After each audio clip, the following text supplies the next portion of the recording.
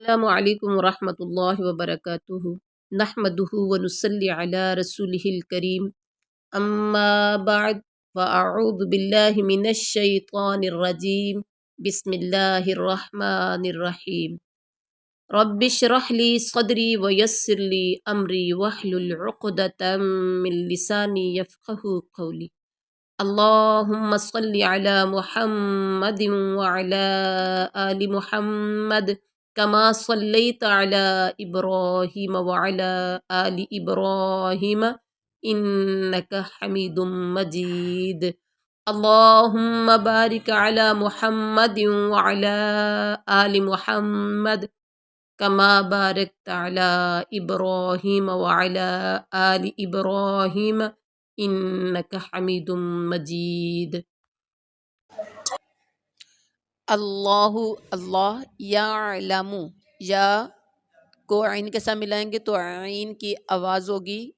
حمزہ کی آواز، یعلم نہیں کہنا، یعلم جانتا ہے، ما جو تحملو اٹھاتی ہے پیٹ میں، کلو ہر انسا، غور کریں، نون پہ اخفا کریں گے، آگے ہے سا نرم حروف میں سے ہے، سیٹی نہیں ہوگی اس کی سا کی طرف، سا ہر مادہ، کما اور جو تغیض الارحام کم کرتے ہیں رحم، وما اور جو تزداد زیادہ کرتے ہیں، وکل شیء عندہ اور ہر چیز اس کے پاس بمقدار ایک اندازے کے ساتھ ہے۔ با محاورہ ترجمہ ہے اللہ یعلم ما تحمل کل انثی، ہر مادہ جو اپنے پیٹ میں رکھتی ہے اسے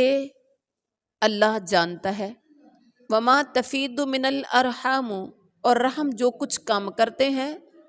رحم جو کچھ کم کرتے ہیں یعنی پیٹ جو کچھ کم کرتے ہیں اور جو زیادہ کرتے ہیں، ہر چیز اس کے پاس اندازے سے ہے۔ یہاں دیکھیں اللہ تعالیٰ جانتا ہے جو مادہ پیٹ میں رکھتی ہے، یعنی نر ہے یا مادہ ہے، خوبصورت ہے یا بدصورت ہے، نیک ہے یا بد ہے، لمبی عمر والا بچہ پیٹ میں ہے یا چھوٹی عمر والا ہے، یہ سب باتیں اللہ کو پتہ ہے۔ وما تغیض من الارحام، وما تغیض الارحام اور جو کم کرتے ہیں رحم اور جو زیادہ کرتے ہیں۔ اب جو کم اور زیادہ کرتے ہیں، اس سے مراد حمل کی مدت ہے، جو عام طور پر تو 9 مہینے ہوتی ہے لیکن گھٹتی بھی ہے بڑھتی بھی ہے۔ آپ نے سنا بھی ہوگا کہ کچھ بچے 9 ماہ سے پہلے پیدا ہو جاتے ہیں، کچھ 10 مہینے پورے کر کے پیدا ہوتے ہیں، اور کسی کے سے کم زیادہ ہوتے رہتے ہیں، اور اس کا بھی اللہ کے سوا کسی کو نہیں پتہ ہوتا۔ اللہ کو علم ہے کہ پیٹ میں بچہ کب تک رہے گا۔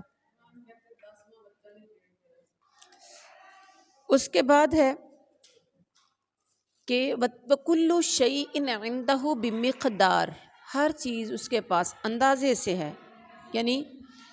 کسی کی زندگی کتنی ہے، اس کا رزق کتنا اس کے حصے کا اس کو ملے گا، اور مرے گا کہاں، زندگی میں دکھ کتنے، سکھ کتنے، خوشحالی کتنی، تنگحالی کتنی، مطلب یہ ساری چیزیں جو ہے نا ہر چیز اندازے سے اللہ کو علم ہے۔ عالم الغیب و شہادت الکبیر المتعال، وہ جاننے والا ہے پوشیدہ اور ظاہر کا، کبیر وہ بہت بڑا، متعال نہایت بلند ہے۔ عالم الغیب و شہادت الکبیر المتعال، ظاہر و پوشیدہ کا وہ عالم ہے، کون؟ جو پیچھے جس کا تذکرہ ہو رہا ہے اللہ کا، کہ وہ جو کچھ پیٹ میں مادہ رکھتی ہے اللہ اس کو بھی جانتا ہے، جو رحم کم زیادہ کرتے ہیں اللہ اس کو بھی جانتا ہے، ہر چیز اس کے، وہ ہے کون؟ اس کی یہاں پر وضاحت کی گئی ہے کہ وہ ظاہر و پوشیدہ کا وہ عالم ہے، سب سے بڑا اور بلند و بالا ہے، سبحان اللہ۔ سواء منکم من، سواء برابر ہے اس پر تم میں سے جو اسرل قولا کوئی چھپائے بات کو، ومن جہر بھی اور جو ظاہر کرے اسے، ومن ہوا اور جو شخص کے مستخفم باللیلی چھپنے والا ہو رات کو، وساربم بالنہار اور چلنے پھرنے والا ہو دن کو، سواء منکم تم میں سے کسی کا اپنی بات کو چھپا کر کہنا اور اسے با آواز بلند کہنا، اور جو رات کو چھپا ہوا ہو اور جو دن میں چل رہا ہو، سب اللہ پر یکساں ہے۔ سبحان اللہ، غور کیا بات کا؟ دن کو کوئی کام کر لو، رات کی تاریکی میں کام کر لو، کان میں کسی کی بات کر لو یا اونچی آواز میں پکار کے کہہ لو، اللہ کے لیے سب کچھ یکساں ہے۔ میرے اور آپ کے لیے یکساں ہوتا ہے؟ ہم تو کان میں کسی کو بات کرتے دیکھتے ہیں نا تو کہتے پتہ نہیں انہیں میری کیڑی گل کی تھی، ہوتا ہے ایسے، لیکن اللہ کے لیے ہر چیز برابر ہے، کیونکہ وہ اللہ ایسی ذات ہے کہ اللہ ہر چیز سے واقف ہے، اللہ ہر پل ہر بندے کو جانتا ہے کون کیا کرتا ہے۔ اور لہو اس کے لیے معقبات من بین یدیہ اس کے لیے باری باری آنے والے فرشتے ہیں اس کے آگے سے، ومن خلفہ اور اس کے پیچھے سے، یحفظونہ وہ سب حفاظت کرتے ہیں اس کی، من امر اللہ اللہ کے حکم سے، ان اللہ بے شک اللہ لا یغیر نہیں بدلتا ما بقوم اس نعمت کو جو کسی قوم کے پاس ہو، حتیٰ یہاں تک کہ یغیروا وہ سب خود بدل لیں، ما جو بانفسہم ان کے دلوں کی کیفیت ہے، فَإِذَا اور وَإِذَا اور جب اراد اللہ ارادہ کر لے اللہ بقوم کسی قوم کے ساتھ سوءا برائی کا یعنی عذاب دینے کا، فلا مرد لہ تو کوئی نہیں ٹالنے والا اسے، وما لہم من دونہ اور نہیں ہے ان کے لیے اس کے سوا، من وال کوئی کارساز، لہو معقبات من بین یدیہ اس کے پہرے دار انسان کے آگے پیچھے مقرر ہیں۔ کس کے پہرے دار؟ اللہ کے پہرے دار اس کے آگے پیچھے مقرر ہیں جو اللہ کے حکم سے اس کی نگہبانی کرتے ہیں۔ کسی قوم کی حالت اللہ تعالیٰ نہیں بدلتا جب تک کہ وہ خود اسے نہ بدلیں جو ان کے دلوں میں ہے۔ اللہ جب کسی قوم کے ساتھ سزا کا ارادہ کر لیتا ہے تو وہ بدلہ نہیں کرتا، اور سوائے اس کے کوئی بھی ان کا کارساز نہیں۔ یہاں دیکھیے لہو معقبات، معقبات جو ہے معقبات ان کی جمع ہے، ایک دوسرے کے پیچھے آنے والے، معقبات عقب کہتے ہیں ایڑی کو،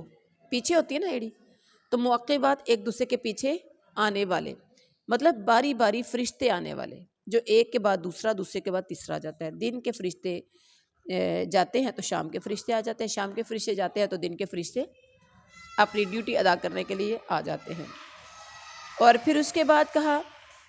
کہ جب تک انسان خود اپنی حالت نہیں بدلتا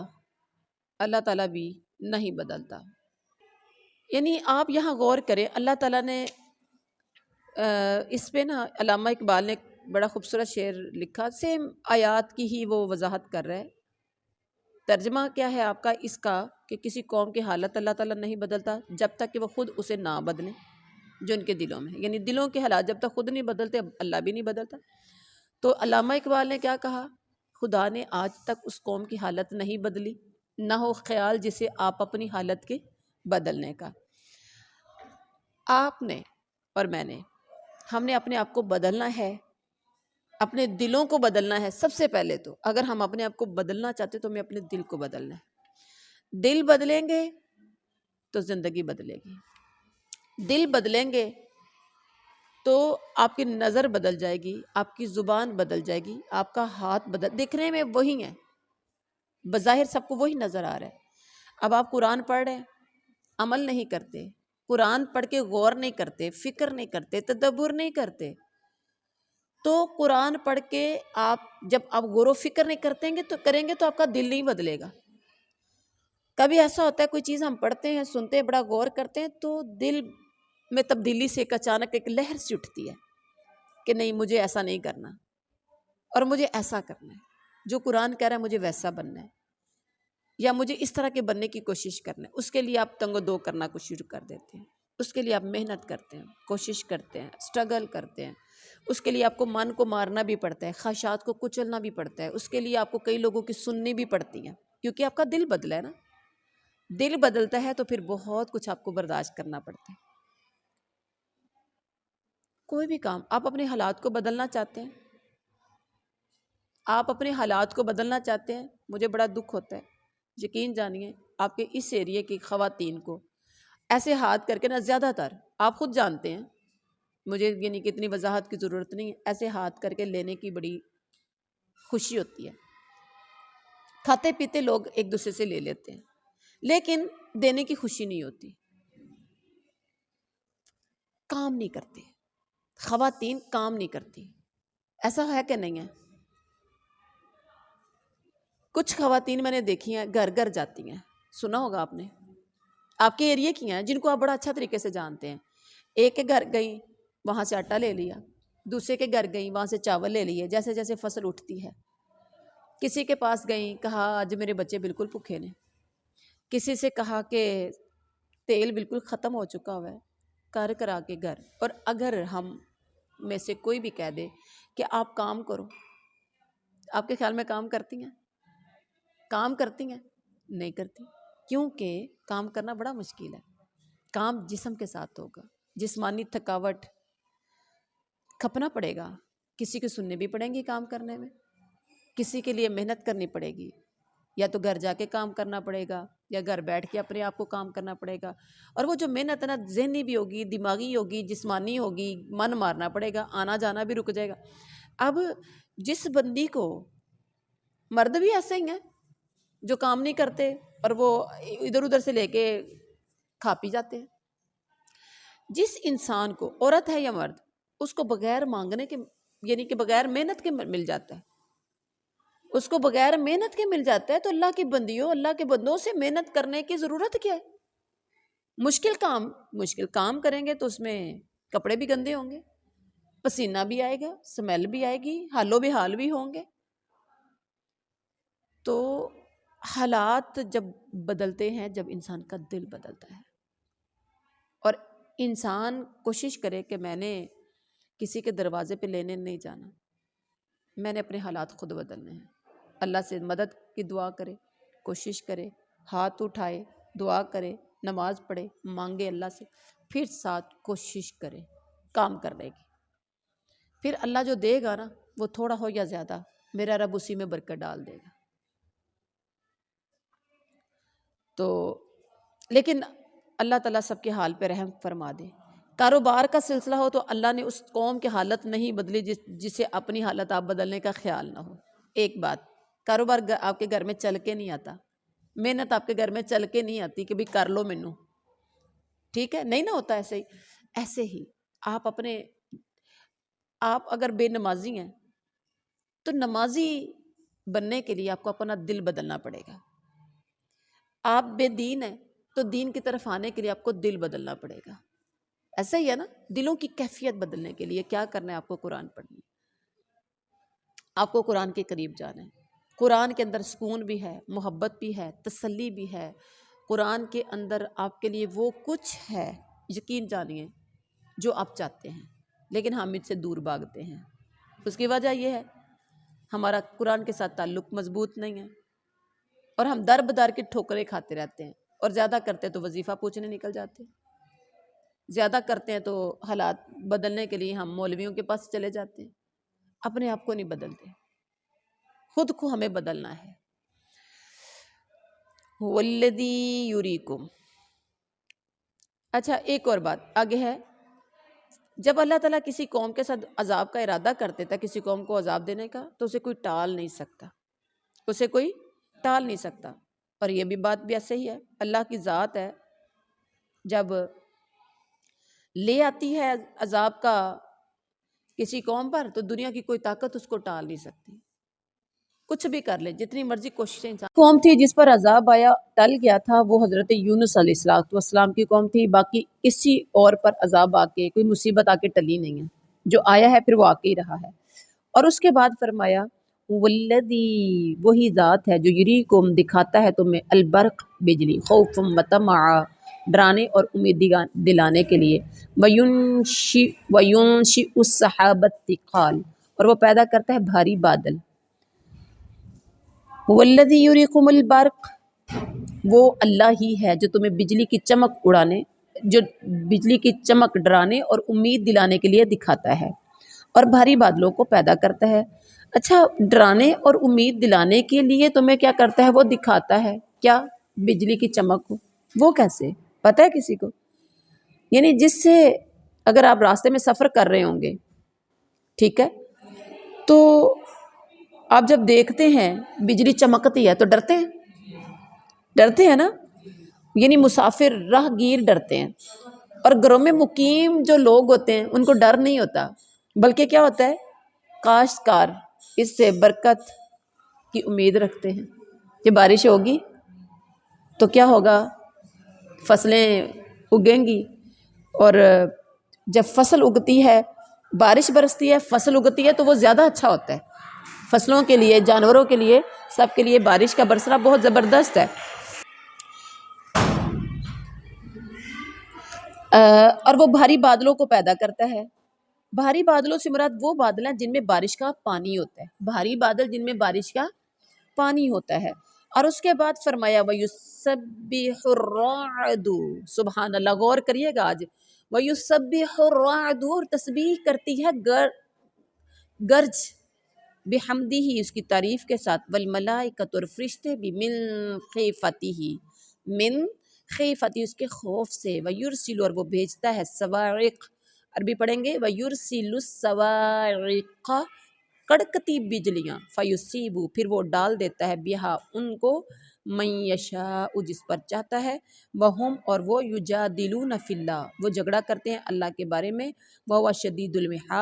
میحال اور وہ بہت سخت قوت والا ہے گرج اس کی تسبیح و تعریف کرتی ہے اور فرشتے بھی اس کے خوف سے وہی آسمان سے بجلیاں گراتا ہے جس پر چاہتا ہے اس پر ڈال دیتا ہے آپ جتنا بھی کوشش کریں بچنے کی بہت سے لوگ ہیں جن پر بجلی گرتی ہے سنا ہے نا کئی بار ایسا ہوا ہے بجلیاں گری ہیں بھینسیں جلا کے رکھ دیں کھیت جلا کے رکھ دیے تو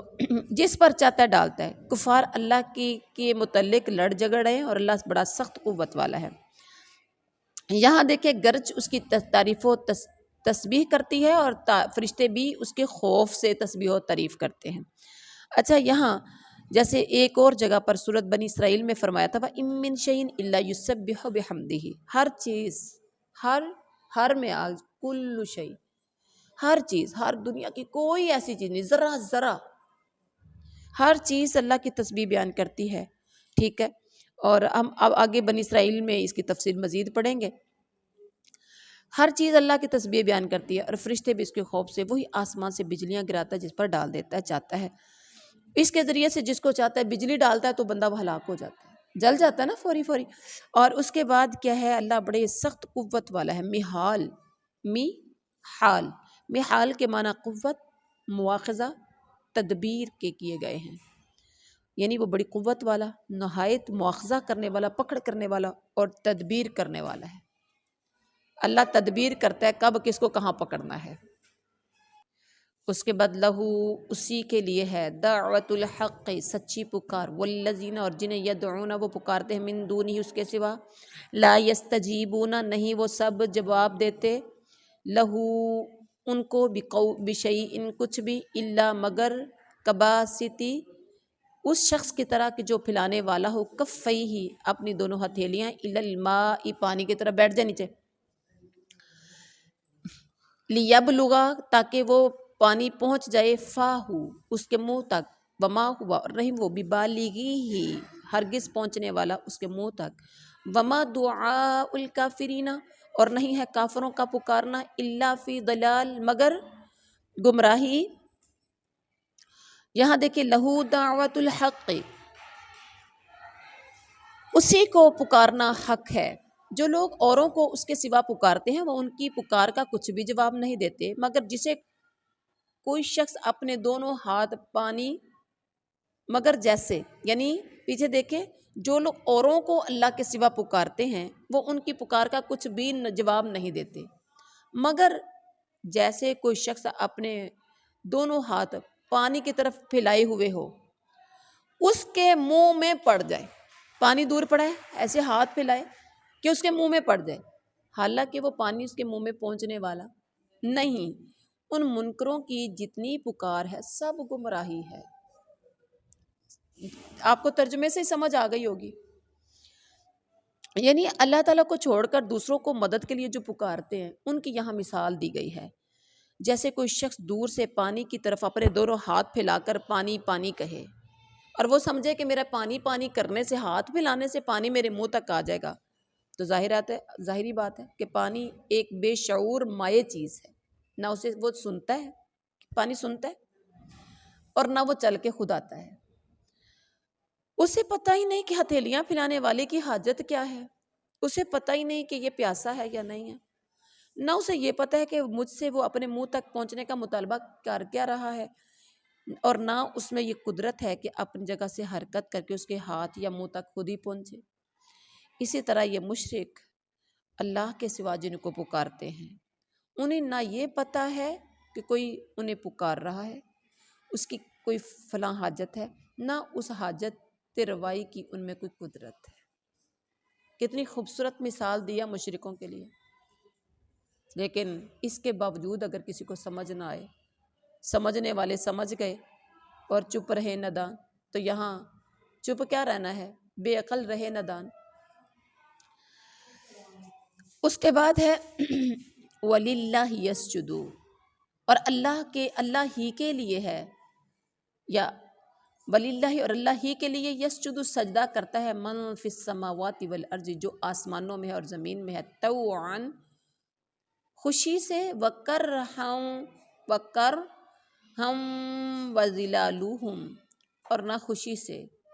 اور ان کے سائے بھی، بالغدو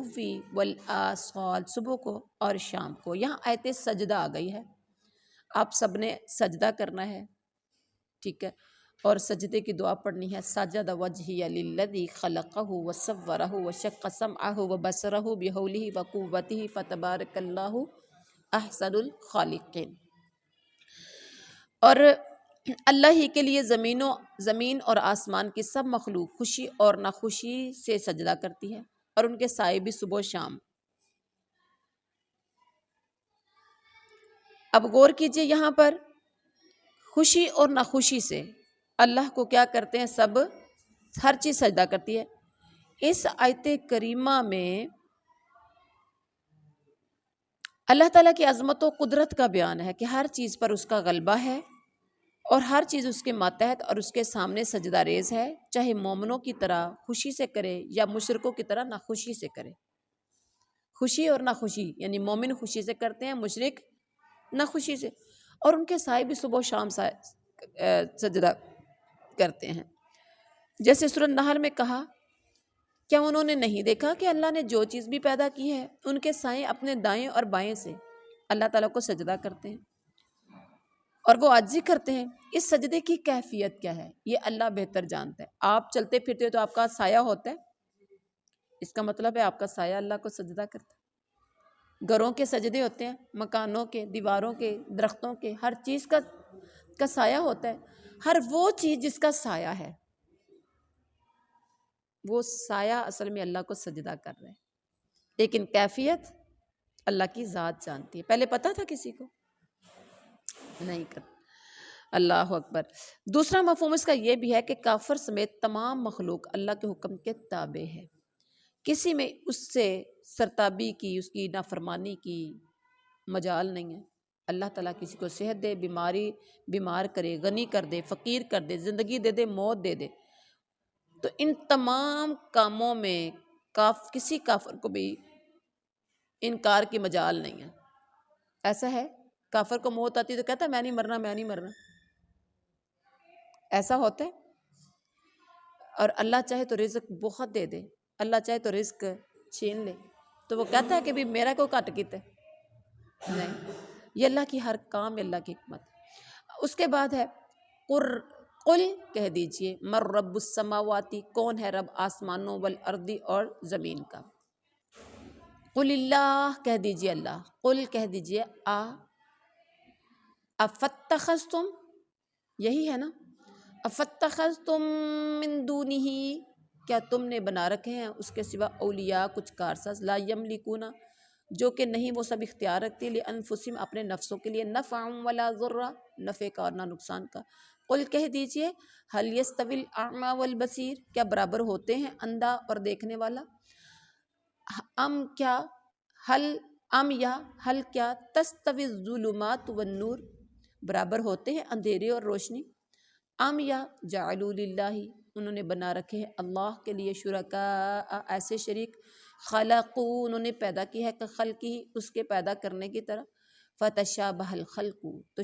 مشتبہ ہو گئی ہے پیدائش علیہم ان پر، قل اللہ کہہ دیجئے اللہ ہی خالق کل شیء پیدا کرنے والا ہر چیز کا، وَهُوَ الْوَاحِدُ الْقَهَّارُ اور وہی ایک نہایت غالب ہے، سبحان اللہ، اور وہی ایک نہایت غالب ہے۔ اب یہاں دیکھیے قل من رب السماوات والارض، میرے نبی ان سے پوچھے آسمان اور زمین کا پروردگار کون ہے، کہہ دیجئے اللہ، کہہ دیجئے کیا تم پھر بھی اس کے سوا اوروں کو حمایتی بنا رہے ہو جو خود اپنی جان کے بھی بھلے برے کا اختیار نہیں رکھتے، کہہ دیجئے کیا اندھا اور بینا برابر ہو سکتے ہیں، ان سے پوچھئے، پھر پوچھئے کیا اندھیرے اور روشنی برابر ہو سکتی ہے، کیا جنہیں یہ اللہ کے شریک ٹھہرا رہے ہیں انہوں نے بھی اللہ کی طرح مخلوق پیدا کی ہے کہ ان کی نظر میں پیدائش مشتبہ ہو گئی ہو،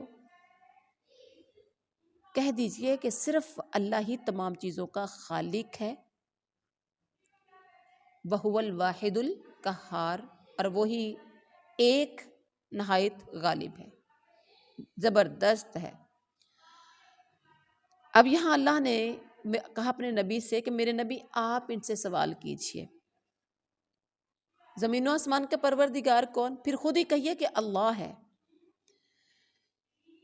یہاں تو پیغمبر کی زبان سے اقرار ہے، لیکن قرآن کے ایک اور مقام پر واضح ہے کہ مشرکین کا جواب بھی یہی تھا کہ وہ اللہ کہتے فَسَيَقُولُونَ اللَّهُ فَسَيَقُولُونَ لِلَّهِ کہہ دیجئے کہ وہ سب کچھ اللہ کے لیے، کافر جواب خود اپنی زبان سے بھی دیتے ہیں کہ وہ سب اللہ کے لیے ہے یا اللہ نے کیا ہے، تو یہاں اللہ کہہ رہے ہیں میرے نبی آپ پوچھے، پھر جواب بھی قل اللہ کہا کہ آپ اپنی زبان سے کہیے کہ اللہ ہی نے زمین و آسمان کو بنایا، اور اس کے بعد کہا کہ اندھا اور بینا، اندھیرا اور روشنی برابر ہو سکتے ہیں، نہیں ہو سکتے، یعنی جس طرح اندھا اور بینا برابر نہیں، اسی طرح موحد اور مشرک بھی برابر نہیں،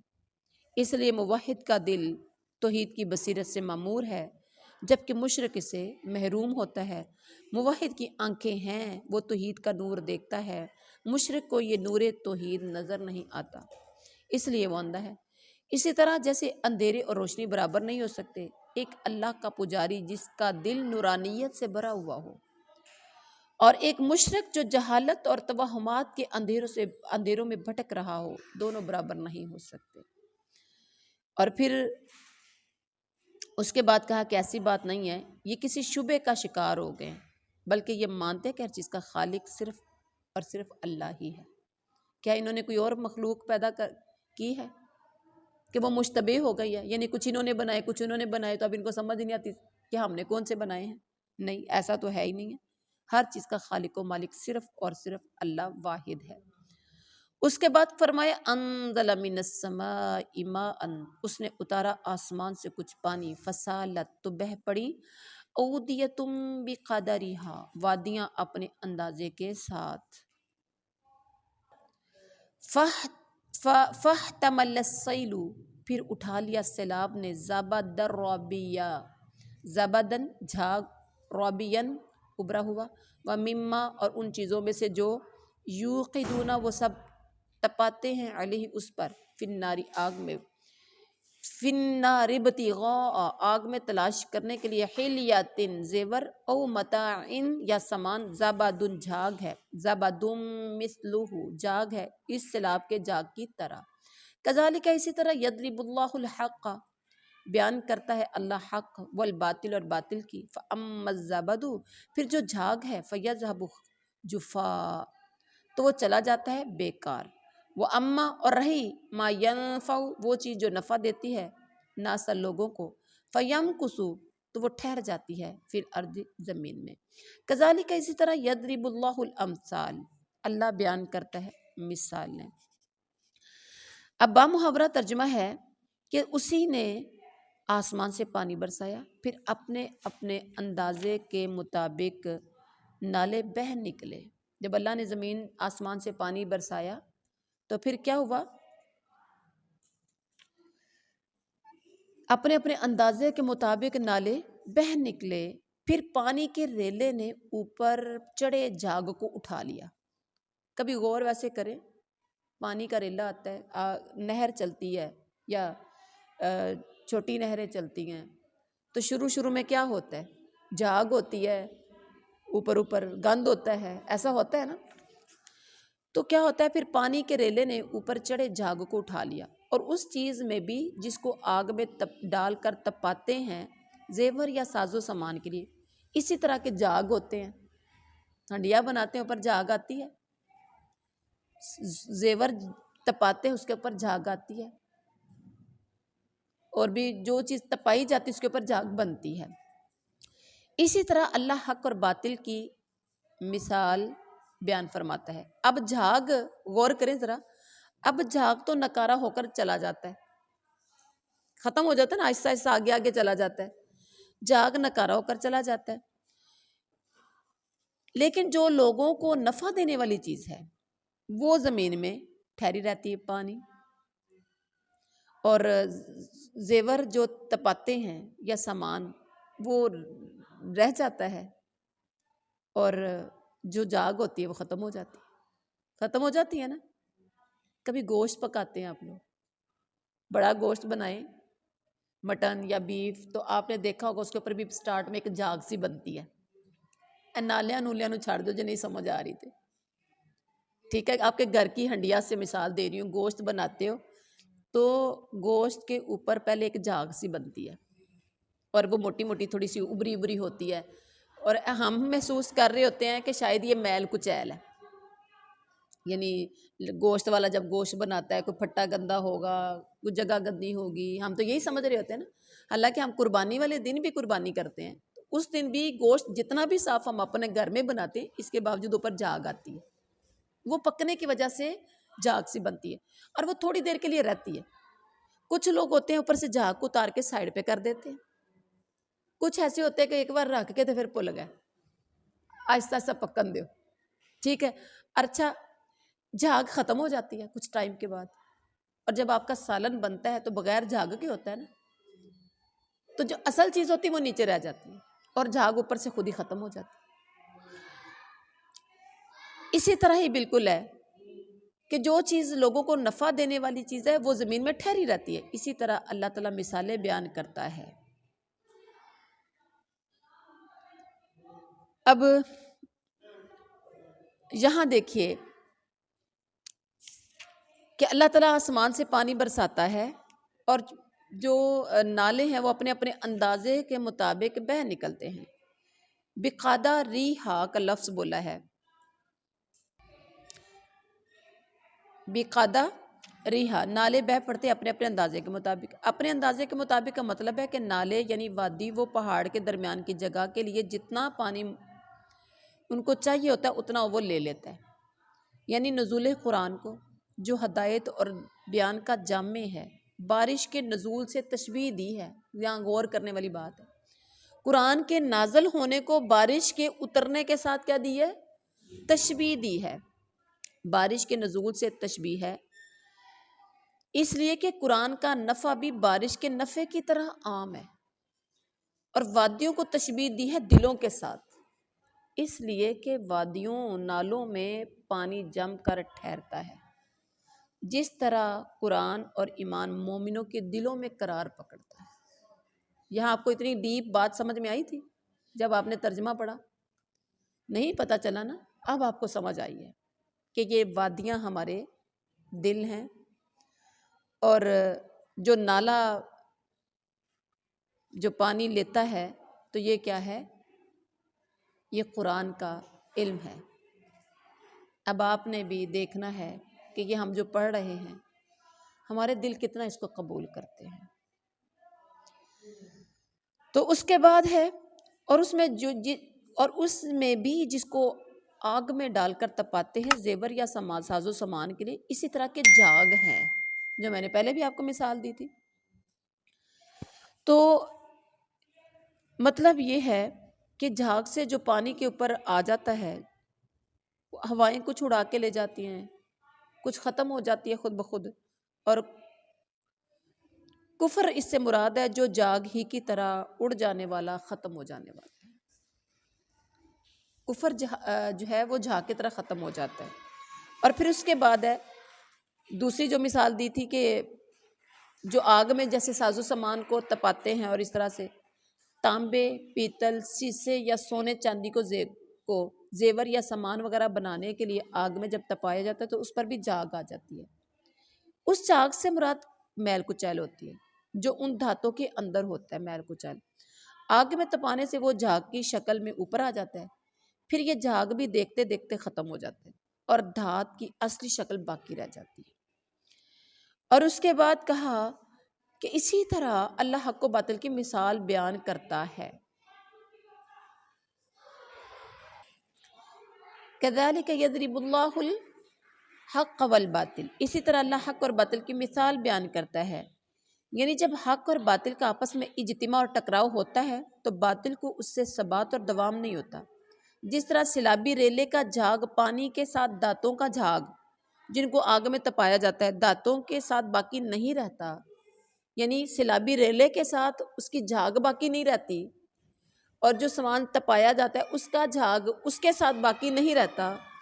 تو ایسے ہی حق اور باطل بھی اکٹھے نہیں رہتے، بلکہ آہستہ آہستہ باطل بھی جاگ کی طرح ختم ہو جاتا ہے۔ کس کو بات کی سمجھ آ گئی ہے؟ فَأَمَّا الزَّبَدُ فَيَذْهَبُ جُفَّاءً، اور کہا کہ اب جاگ تو نکارہ ہو کر چلا جاتا ہے، جاگ تو نکارہ ہو کر چلا جاتا ہے، یعنی اس سے کوئی نفع نہیں ہوتا، کیونکہ جاگ پانی یا دھات کے ساتھ باقی نہیں رہتا بلکہ ختم ہو جاتا ہے، تو اسی طرح اس کا کوئی فائدہ ہی نہیں ہے۔ پھر فرمائے وَأَمَّا مَا يَنْفَعُ النَّاسَ، اور رہی وہ چیز جو لوگوں کو نفع دینے والی ہے وہ زمین میں ٹھہر جاتی ہے۔ مطلب یہ ہے کہ پانی اور سونا، چاندی، تانبا، پیتل وغیرہ جب ان کو تپایا جاتا ہے تو یہ چیزیں باقی رہتی ہیں، جس سے لوگ فائدہ بھی اٹھاتے ہیں، لوگ فیض یاب بھی ہوتے ہیں۔ اسی طرح حق باقی رہتا ہے جس کے وجود کو بھی زوال نہیں، جس کا نفع بھی ہمیشہ ہمیشہ کا ہے۔ حق کا کوئی نقصان نہیں، نہ حق کو کوئی نقصان دے سکتا، بلکہ حق فائدہ ہی فائدہ ہے۔ اس کے بعد کیا کہا؟ اللہ تعالیٰ اسی طرح كَذَلِكَ يَضْرِبُ اللَّهُ الْأَمْثَالَ، اللہ تعالیٰ اسی طرح مثالیں بیان کرتا ہے، یعنی بات کو سمجھانے اور ذہن نشین کرانے کے لیے مثالیں اللہ دیتا ہے۔ مثالوں سے جو سمجھ آتی ہے نا، ویسے سمجھ نہیں آتی، تو یہ مثالیں اللہ سمجھاتا ہے۔ جیسے یہاں 2 مثالیں بیان کی، اور اسی طرح سورۃ البقرہ کے آغاز میں منافقین کی مثالیں دی، اسی طرح سورہ نور میں کافروں کے لیے 2 مثالیں دیں، اور احادیث میں بھی آپ صلی اللہ علیہ وسلم نے مثالوں کے ذریعے سے لوگوں کو بہت سی باتیں سمجھائی ہیں۔ جو مثال سے سمجھ آتی ہے وہ ویسے سمجھ نہیں آتی، ٹھیک ہے۔ اس کے بعد ہے لِلَّذِينَ اسْتَجَابُوا، ان لوگوں کے لیے جنہوں نے قبول کیا حکم کو، لِرَبِّهِمُ الْحُسْنَى، اپنے رب کا بھلائی ہے، وَالَّذِينَ، اور وہ لوگ جنہوں نے لَمْ يَسْتَجِيبُوا، نہیں قبول کیا، لَهُ، اس کا حکم، لَوْ أَنَّ، اگر بے شک ہو، لَهُمْ، ان کے لیے، لَهُمْ مَا فِي الْأَرْضِ جَمِيعًا، ان کے لیے جو کچھ زمین میں ہے، جمیعاً سارا کا سارا، وَمِثْلَهُ، اور اس کی مثل، مَعَهُ، اس کے ساتھ، لَفْتَدَوْا، ضرور وہ سب بدلے میں دے دیں، بھی اس کو، اولئک، یہی وہ لوگ ہیں، لہم، ان کے لیے، سوء الحساب، برا حساب ہے، ومأواہم، اور ان کا ٹھکانہ جہنم، و جہنم ہے، وبئس المہاد، اور وہ برا ٹھکانہ ہے۔ اب دیکھیے یہاں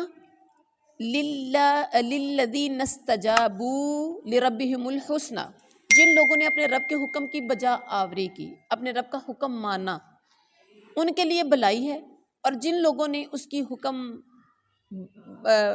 برادری نہ کی، حکم برداری نہ کی، یعنی جنہوں نے اس کو حکم نہ مانا، اگر ان کے لیے زمین میں جو کچھ ہے سب کچھ ہو اور اسی کے ساتھ ویسا ہی اور بھی ہو، تو وہ سب کچھ اپنے بدلے میں دے دیں، پھر بھی چھٹکارا کہاں؟ یہی ہیں جن کے لیے برا حساب ہے اور جن کا ٹھکانہ جہنم ہے، بہت بری جگہ ہے۔ یہاں دیکھیے یہ مضمون اس سے قبل کئی جگہوں پر آپ نے سنا ہے کہ جنہوں نے اللہ کا حکم نہ مانا، اللہ کے حکم کی نافرمانی کی، کیونکہ وہ خالق و مالک ایسی ذات ہے، ہر چھوٹے بڑے عمل کا حساب لے گا نا۔ اور ان کا معاملہ، ایک صحیح بخاری شریف کی حدیث ہے، من نوقش الحساب عذب، غور کریے گا، جسے حساب میں جرح کی گئی۔ جرح کیا ہوتا ہے؟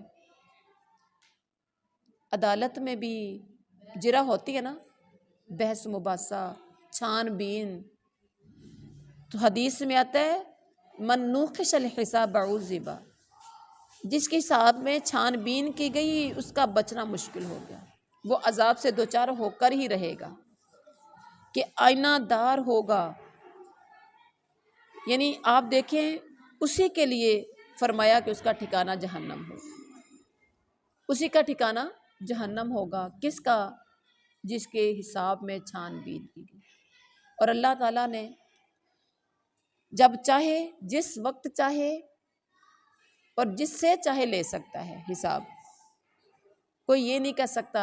کہ میں بچ نہیں سکتا یا میں بچ سکتا ہوں، کوئی یہ نہیں سکتا کہ اللہ نے فلاں کو آگ میں ڈالنا ہے تو مجھے نہیں ڈالنا، کوئی یہ نہیں کہہ سکتا کہ مجھے ڈالنا ہے تو فلاں کو نہیں۔ تو آپ سب نے اپنے اپنے حساب کا خیال رکھنا ہے۔ حضرت عمر فاروق رضی اللہ تعالیٰ عنہ کہتے ہیں میں اتنا پر امید ہوں،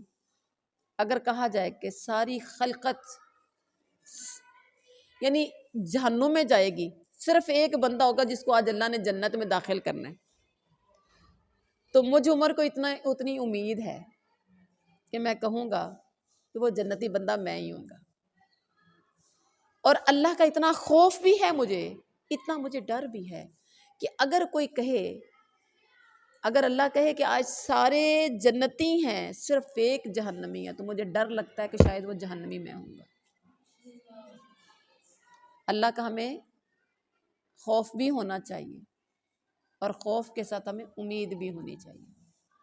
اور اپنے اعمال کی درستگی بہت زیادہ ضروری ہے۔ اعمال کی درستگی کب ہوگی؟ جب ہم قرآن پڑھیں گے، پھر کوشش کریں گے بدلنے کے لیے۔ ہمیں، میں نے پہلے بھی بتایا اس رکوع کے سٹارٹ میں، من کو مارنا پڑے گا، خواہشات کو کچلنا پڑے گا، اپنے ساری زندگی کے جو دن کے صبح سے لے کے اٹھنے سے لے کے رات تک کی جو ایکٹیویٹیز ہیں چینج کرنا پڑیں گی۔ جب آپ چینج کریں گے تو دل بدلے گا، آپ چینج کریں گے تو آپ اپنے آپ کو چینج کر سکتے ہیں۔ دنیا کے باہر کے کسی شخص نے مجھے اور آپ کو چینج نہیں کرنا۔ کبھی ایسا ہوتا ہے نا، ہم بچوں کو نماز پڑھاتے ہیں زبردستی کی، تو آپ کے خیال میں بچے نمازی بن جاتے ہیں؟ نہیں، ہر نماز کے لیے کہنا ہی پڑتا ہے۔ اور کئی بار ہم کہتے ہیں کہ ہر نماز کے لیے تمہیں یاد کروایا کروں، لیکن جب ان کے دل میں یہ بات آتی ہے نا، سال 2 سال 4 سال 6 سال کے بعد، تھوڑے سے جب بڑے ہوتے ہیں، آپ کو بھی یاد ہوگا آپ نے کئی بار ابا کی بھی مار کھائی ہوگی، اماں کی بھی ڈانٹ کھائی ہوگی چھوٹے ہوتے نماز کی وجہ سے، کہ نماز پڑھو نماز پڑھو، نماز کیوں نہیں پڑھتے ہو؟ تو جب آپ کے دل میں یہ بات آئی نا، اللہ سے محبت تھوڑی سی لگی،